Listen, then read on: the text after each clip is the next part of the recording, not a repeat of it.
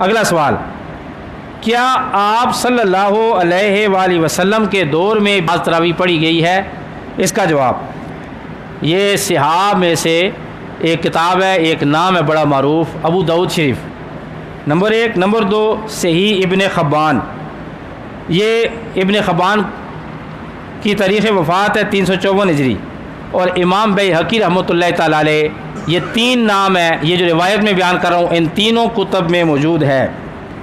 हज़रत अबू हुरैरा रज़ी अल्लाह तआला अन्हु रिवायत करते हैं कि एक दफ़ा रमज़ान शरीफ में नबी पाक सल्लल्लाहु अलैहि वसल्लम रात के वक्त अपने हुजरा मुबारक से बाहर तशरीफ़ लाए तो कोने में कुछ सहाबा नमाज़ पढ़ रहे थे।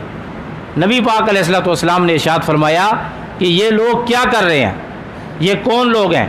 अर्ज़ की गई, या रसूल अल्लाह सल्लल्लाहु अलैहि वसल्लम, ये वो लोग हैं जिनको कुरान ज़ुबानी याद नहीं है, जिनको कुरान ज़ुबानी याद नहीं है। हज़रत उबई इब्न काब रज़ी अल्लाह तआला अन्हु नमाज़ पढ़ते हैं और उन्हें कुरान याद है, ये उनकी क्या कर रहे हैं, इक्तिदा में नमाज़ पढ़ रहे हैं। ठीक है जी।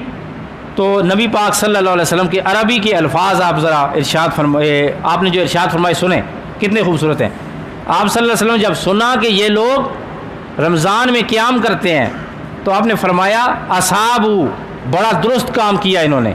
फिर फरमाया, वन्ने मा सनऊ, क्या ही अच्छा काम किया है जो ये कर रहे हैं, क्या ही अच्छा काम कर रहे हैं। यानी कि हुजूर के दौर में इमाम कुरान सुना रहा था, मुक्तदी कुरान सुन रहे थे, और हुजूर पाक सल्लल्लाहु अलैहि वसल्लम देख के मुस्करा भी रहे थे, खुश भी हो रहे थे, और दाद तहसीन भी दे रहे थे। ठीक है जी।